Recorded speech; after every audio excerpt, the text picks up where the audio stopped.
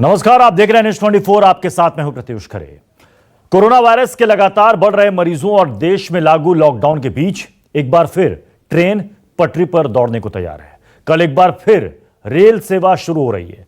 शाम 4 बजे से ट्रेनों की ऑनलाइन बुकिंग जैसे ही शुरू हुई, IRCTC की वेबसाइट हैंग होने लगी, जिसके बाद ट्रेन की बुकिंग में 2 घंटे की देर हो गई है। अब बुकिंग 6 बजे से होगी, पहले 4 बजे होनी थी।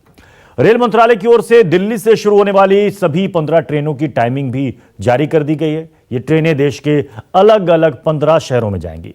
केंद्रीय गृह मंत्रालय की ओर से कुछ सावधानियों की एक लिस्ट निकाली गई है, जिसका पालन रेलवे स्टेशन पर हर यात्री को हर हाल में करना होगा। आज हम इसी मुद्दे पर बात कर रहे हैं कि कल से पटरी पर ट्रेन, जिंदगी कब लौटेगी पटरी पर। और सवाल यह कि क्या हमने कोरोना से लड़ना सीख लिया है। अपने पैनल से इस मुद्दे पर हम बात करें, उससे पहले सुनिए ट्रेनों में चलने के लिए गृह मंत्रालय की गाइडलाइन क्या कह रही है। आपदा प्रबंधन अधिनियम के अंतर्गत ट्रेन द्वारा लोगों की आवाजाही के संदर्भ में SOP जारी की है। कंफर्म्ड ई-टिकट होने पर ही पैसेंजर रेलवे स्टेशन में एंट्री प्राप्त कर सकता है। इस कंफर्म्ड ई-टिकट के आधार पर वह स्टेशन तक आ सकता है। उसे अलग से कर्फ्यू पास वगैरह लेने की जरूरत नहीं। स्टेशन पर पैसेंजर्स की स्क्रीनिंग होगी और केवल एसिम्प्टोमेटिक पैसेंजर्स को ही ट्रेन पर बोर्ड करने की अनुमति दी जाएगी। पैसेंजर्स को हर समय फेस मास्क या फेस कवर पहनना होगा। उन्हें सोशल डिस्टेंसिंग का अनुपालन करना होगा। गंतव्य पर पहुंचने पर यात्री को राज्य सरकार द्वारा पारित किए गए हेल्थ प्रोटोकॉल्स का अनुपालन करना होगा। अब सवाल यह है कि कल से ट्रेनें फिर से पटरी पर दौड़ेंगी, लोग अपने घर को जा सकेंगे, क्योंकि अभी तक इससे पहले आपने देखा कि श्रमिक स्पेशल ट्रेनें चल रही थी, जिसमें जो प्रवासी मजदूर फंसे हुए थे वो अपने घर जा पा रहे थे। लेकिन अब आम लोग भी जो कि जरूरतमंद हैं वो अपने घर जा पाएंगे। सवाल यह है कि जिंदगी अब पटरी पर कब लौटेगी। हमारे साथ 4 बेहद खास मेहमान हैं। राजीव जेटली बीजेपी के प्रवक्ता हमारे साथ जुड़ रहे हैं, महेश तापसे जी एनसीपी के प्रवक्ता, अजय उपाध्याय जी कांग्रेस के प्रवक्ता और संजीव झा आम आदमी पार्टी के प्रवक्ता हमारे साथ जुड़ रहे हैं। राजीव जेटली जी, कल से ट्रेनें पटरी पर दौड़ेंगी, श्रमिक स्पेशल ट्रेनों के अलावा, लेकिन सवाल यह है कि जिंदगी पटरी पर कब आएगी। क्या कल से या फिर 17 तारीख के बाद से यह उम्मीद की जाए कि फैक्ट्रियां खुलेंगी, कामकाज शुरू होगा, अन्य दुकानें भी खुलेंगी? प्रत्युष जी, ये बड़ा अजीब सा प्रश्न है। मैं आपके प्रश्न पे थोड़ी सी आपत्ति जताऊंगा, क्योंकि ये कोई सरकार इस दुनिया के अंदर, चाहे भारत के अंदर सरकार हो, भारत की सरकार हो, चाहे अमेरिका की, जर्मनी की, फ्रांस की, कहीं की भी सरकार क्यों ना हो, कोई ये बात नहीं कह सकती कि जिंदगी कब पटरी पे आएगी। कोई भी सरकार ये नहीं बता सकती है कि कब कोविड-19 का हम खात्मा कर देंगे। अभी चुनौतियां जो हैं ये है कि हम कोविड-19 का खात्मा कब कर लेंगे, ये बात आपकी सही है कि ये कोई नहीं बता पाएगा। लेकिन जब ट्रेनें खुल रही हैं, शराब की दुकानें खुल रही हैं और कुछ जगह में कैब्स को भी अलाउ किया गया है, जब कैब्स भी सड़कों पर दौड़ रही हैं ग्रीन जोन में, तो हर कोई ये जानना चाहेगा कि क्या बाकी अन्य दुकानें भी खुलेंगी, क्या बाकी भी कुछ एक्टिविटी होगी क्या, या 3-4 महीने के लिए और इंतजार करना पड़ेगा? नहीं प्रत्युष, मैं आपकी बात से सहमत हूँ कि फैक्ट्रियां भी खुल रही हैं। बहुत राज्यों के अंदर फैक्ट्रियां खुल चुकी हैं। कई राज्यों के मुख्यमंत्रियों ने आह्वान किया है, अपील की है, मजदूरों से भी अपील की है, श्रमिकों से अपील की है कि अब कहीं जाने की जरूरत नहीं है, आपको रोजगार यहीं पर मिलेगा। जिन फैक्ट्रियों में आप काम किया करते थे वो सभी फैक्ट्रियां खोल दी गई हैं और खोल दी जा रही हैं। और आपके लिए जिस तरीके से जिंदगी आपकी पहले चल रही थी वैसे ही जिंदगी चलेगी। लेकिन कुछ सोशल डिस्टेंसिंग और कुछ जो कोविड के खिलाफ लड़ाई है हमारी, उस लड़ाई को देखते हुए हमने जो गृह मंत्रालय के द्वारा या राज्य सरकारों द्वारा जो नॉर्म्स बनाए गए हैं उनको फॉलो करना भी बहुत जरूरी है। हम बीमारी को ना फैलने दें, जिंदगी को पटरी पर ले आएं, ये दोनों चीजें, और तीसरी अर्थव्यवस्था को मजबूत करके रखें। आने वाले दिनों में अपनी अर्थव्यवस्था को मजबूत करें। जैसे आज आप देखिए, भारत सरकार ने इतनी जमीन एकत्रित करनी शुरू कर दी है जितनी जमीन शायद किसी देश के पास भी नहीं होगी, ताकि हम दुनिया की हर कंपनी को यहाँ इनवाइट कर सकें। जापान ने तो खैर हमें बोल भी दिया है। आज आपने देखा जापान के विदेश मंत्री ने हमारे विदेश मंत्री से बात करी इस बात को लेकर के कि अगर जो चाइना की कंपनियां आना चाहती हैं दूसरे देशों के अंदर तो वो कौन कौन से देश में, तो हमारे राज्यों के मुख्यमंत्रियों ने भी प्रतिस्पर्धा शुरू करी है। हरियाणा के मुख्यमंत्री हैं, उत्तर प्रदेश के मुख्यमंत्री हैं। ये राजीव जी आपने कहा कि हमारी पूरी कोशिश है कि फैक्ट्रियां फिर से शुरू हों, उद्योग धंधे फिर से शुरू हों, लेकिन ये जो प्रवासी मजदूर अपने अपने घर लौट रहे हैं, जब सारे मजदूर चले जाएंगे अपने घर पर तो वहां फैक्ट्री में काम कौन करेगा? मैं यही बात मैंने आपसे प्रत्युष जो आपने प्रश्न उठाया उसका जवाब मैंने आपके प्रश्न से पहले ही दे दिया। हमने अपील करी है हर किसी श्रमिक से, हर किसी मजदूर से कि आपको कहीं जाने की जरूरत नहीं है। बहुत सारे राज्यों के प्रदेशों के जो मुख्यमंत्री हैं, अब देखिए एक ये विजन होता है कि ये दूरदर्शिता होती है कि हरियाणा के मुख्यमंत्री ने कहा कि आपको कहीं जाने की जरूरत नहीं है, हम आपको यहाँ पर फैक्ट्रियां खोलेंगे या नौकरियां मिलेंगी।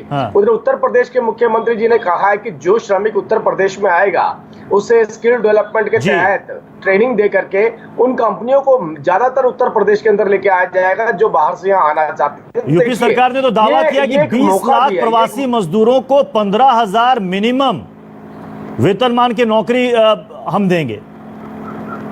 नहीं, देखिए आज हमारे पास मौका है, आज हमारे पास मौका है। थोड़ी सी एक छोटी सी चुनौती है, उस चुनौती से भी हम जल्दी पार पा जाएंगे। और वो चुनौती कहाँ पे है?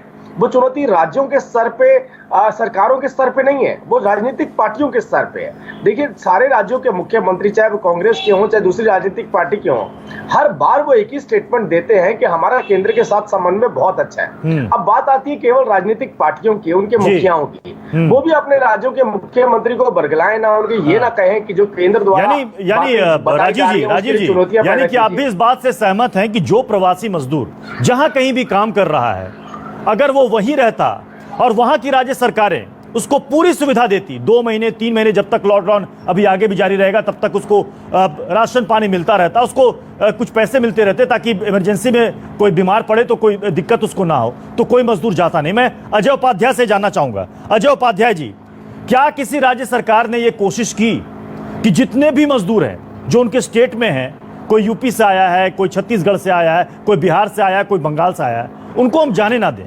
क्योंकि एक तो आप देखिए कि ट्रेनों से आने जाने में समय भी बर्बाद हो रहा है, प्लस उनको अपने राज्य में जाने के बाद क्वारंटीन सेंटर में रहना पड़ रहा है, ऊपर से केंद्र इसका खर्चा वहन कर रही है, यानी पैसे भी खर्च हो रहे हैं, टाइम टेकिंग भी है, और अब हम बात कर रहे हैं इकोनॉमिक एक्टिविटी को बढ़ाने की।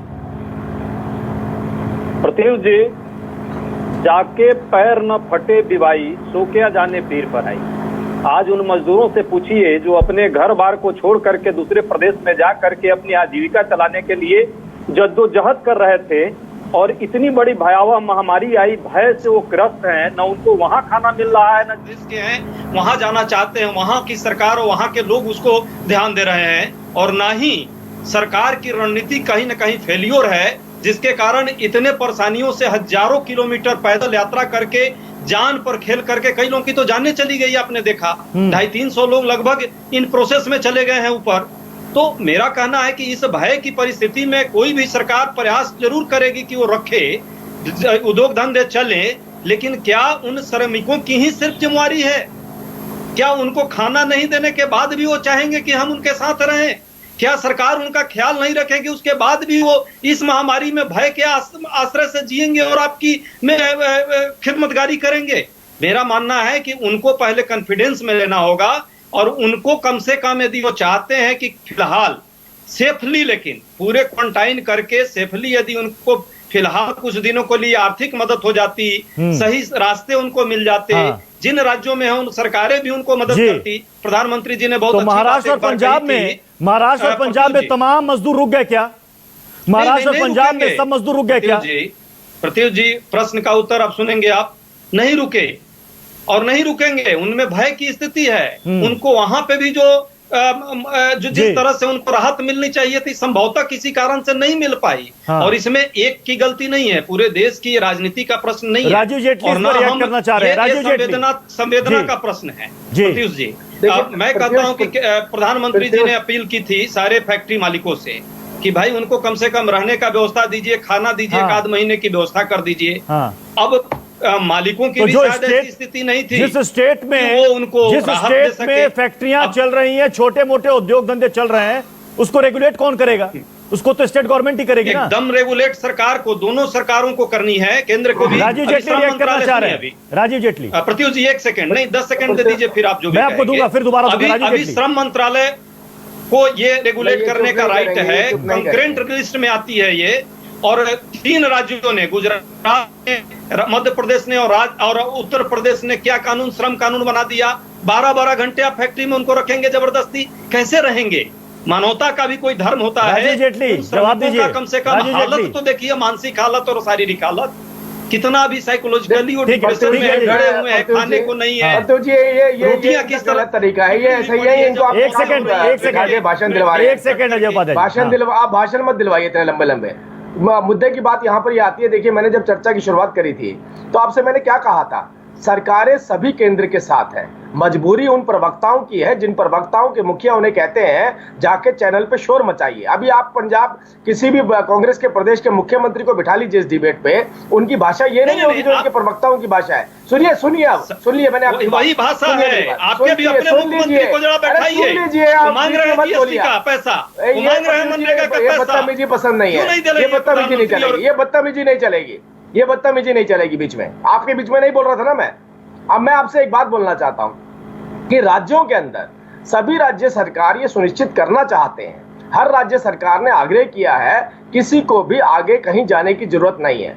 हमने देखा पीछे पंजाब से भारी संख्या के अंदर मजदूर पैदल हरियाणा में एंटर किए। तो क्या हम पंजाब सरकार को कोसे क्या? हमने कहा कोई बात नहीं, आप हरियाणा में आइए, हम हरियाणा में शेल्टर देंगे। अगर कोई व्यक्ति महाराष्ट्र से गुजरात में जाना चाहता है उसको शेल्टर दिया जाएगा। हम चाहते हैं उनको वहीं पर उनकी नौकरी दी जाए, उनको रोजगार दिया जाए। और ये तो मौका है, ये तो ऐसा मौका है जब हर किसी को हम आगे बढ़ा सकते हैं। हमारा देश बदलने वाला है, हमारा देश बदलने वाला है, हमारी व्यवस्थाएं बदलने वाली है। ठीक है, ठीक है, आप दोनों ने अपना पॉइंट रख दिया। मैं बाकी दोनों मेहमानों का रुख कर रहा हूं।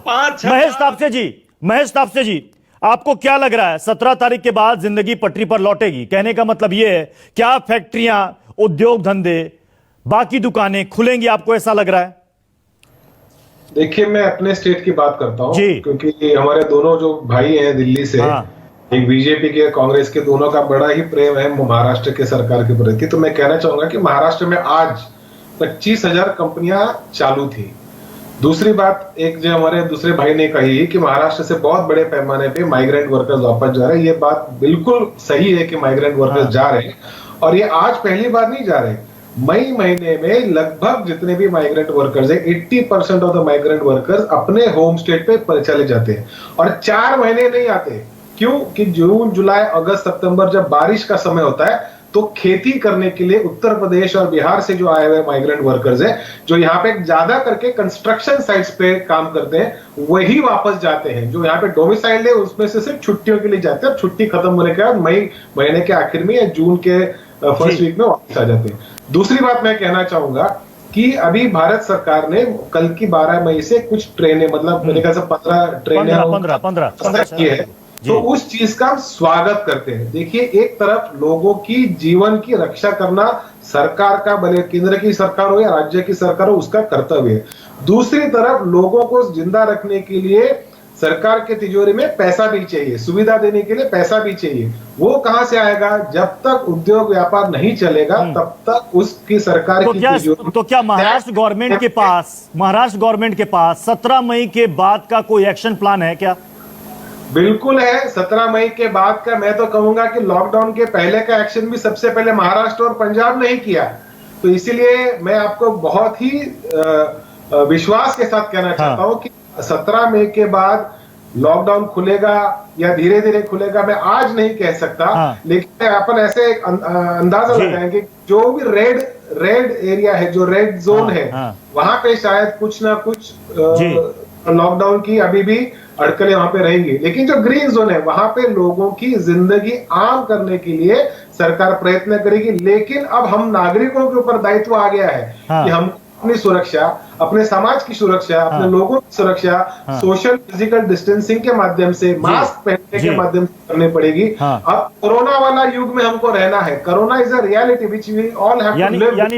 यानी कि लोग ये मान लें कि अभी हमें इसी संकट के साथ कई दिनों तक जूझना पड़ेगा कोरोना के साथ। हालांकि ये बात कई डॉक्टर और विशेषज्ञ भी कह चुके हैं। संजीव झा जी, अरविंद केजरीवाल लगातार ये कहते रहे हैं कि इकोनॉमिक एक्टिविटी चालू करनी हर हाल में जरूरी है। उन्होंने ये भी कहा था कि दिल्ली में जो तमाम जिले हैं उनको रेड जोन से हटा करके कुछ को ग्रीन जोन में कर दीजिए ताकि हमें कुछ छूट मिले।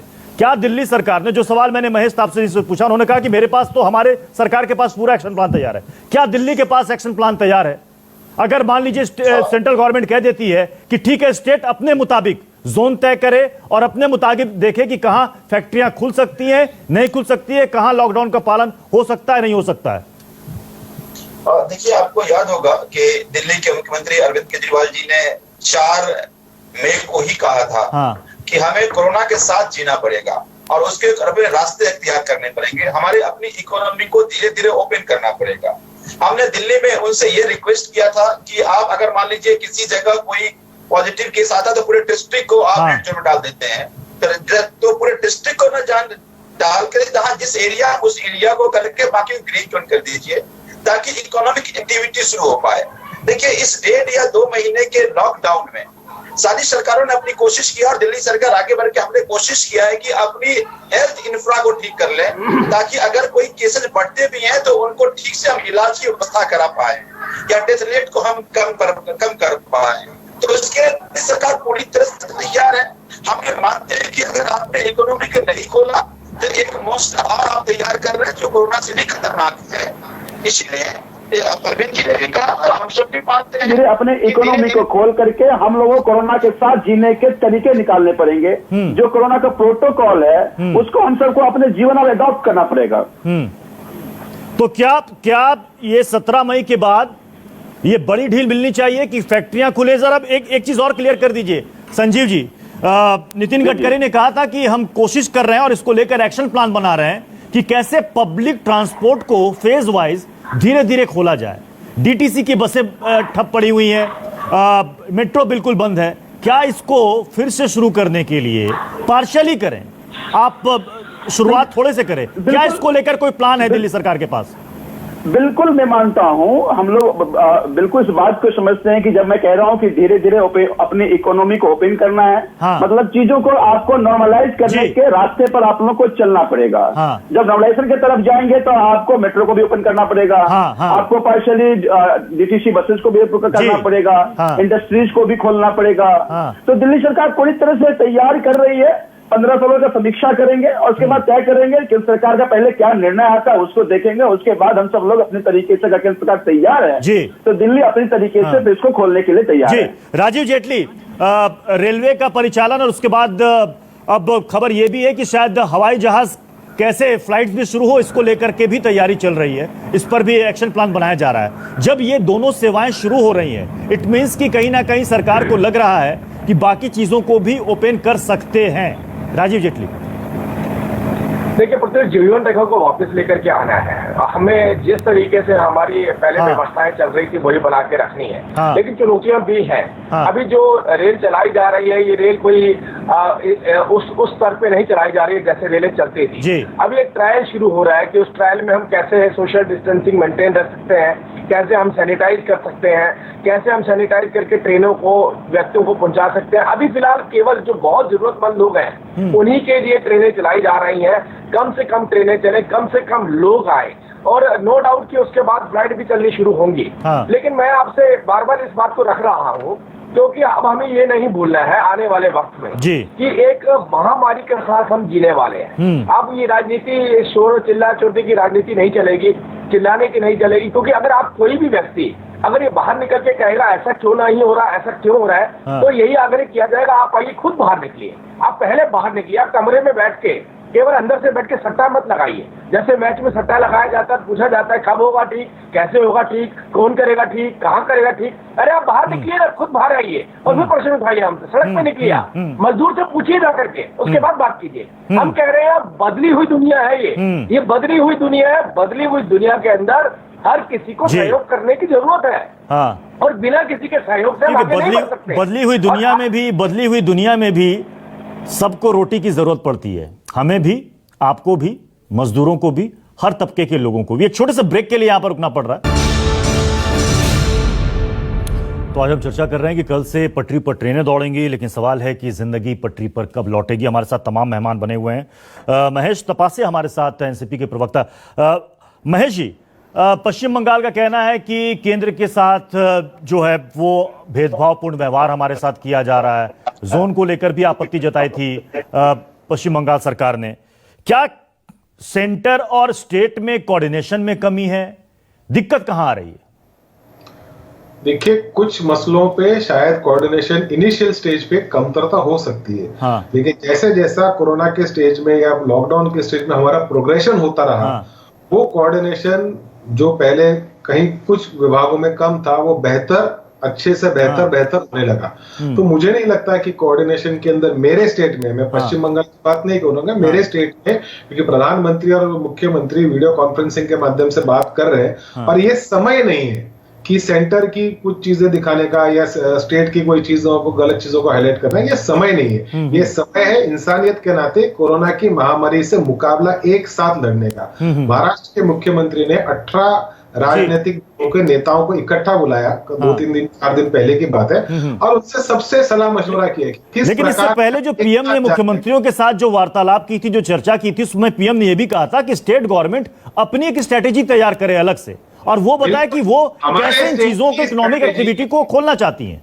महाराष्ट्र स्टेट की स्ट्रेटेजी प्राइम मिनिस्टर ने लॉकडाउन करने के पहले तय हो चुकी थी। महाराष्ट्र में हमने 31 मार्च तक का लॉकडाउन, नेशनल लॉकडाउन के 2 दिन पहले ही जारी कर दिया था, और उसके बाद प्रधानमंत्री महोदय ने अपना नेशनल लेवल का लॉकडाउन किया, जिसको हमने स्वागत भी किया है जी। तो हमारे स्टेट की रणनीति कोरोना से लड़ने के लिए अजय उपाध्याय कैप्टन अमरिंदर सिंह लगातार ये कह रहे थे कि स्टेट गवर्नमेंट को अधिकार मिलना चाहिए। कांग्रेस भी ये कह रही है कि स्टेट गवर्नमेंट को अधिकार मिलना चाहिए, अपने मुताबिक फैसले करे वो।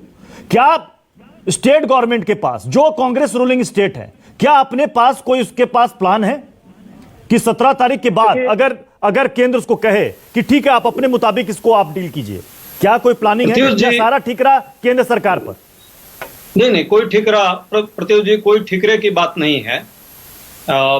केंद्रीय सरकार का जो सहयोग मिलना चाहिए वो राज्यों को मिले, और राज्यों को जो सहयोग केंद्र को देना चाहिए वो ईमानदारी से सबको देना चाहिए। ये राजनीति का प्रश्न है ही नहीं। जहां तक राज्यों की बात है, राज्य के मुख्यमंत्री यदि ये मांग कर रहे हैं तो ये सिर्फ कांग्रेस के मुख्यमंत्री मांग नहीं कर रहे हैं। नीतीश कुमार जी कांग्रेस के मुख्यमंत्री नहीं है। उन्होंने भी कहा कि राज्यों को वित्तीय सहायता चाहिए, राज्यों को क्वारंटाइन सेंटर का जो कंसेप्ट है जिसमें पैसे और जो खर्च हो रहे हैं वो केंद्रीय मदद उसमें उनको अपेक्षित है और उनको मिलना चाहिए। रेड जोन और ग्रीन जोन और ऑरेंज जोन कैसे होगा ये कौन तय करेगा? तो निश्चित तौर पे राज्य में ही लड़ाई सबसे ज्यादा लड़ी जा रही है ना। ये बस्तर में लड़ी जा रही है, कोरबा में लड़ी जा रही है, भीलवाड़ा में लड़ी जा रही है, चंपारण में लड़ी जा रही है।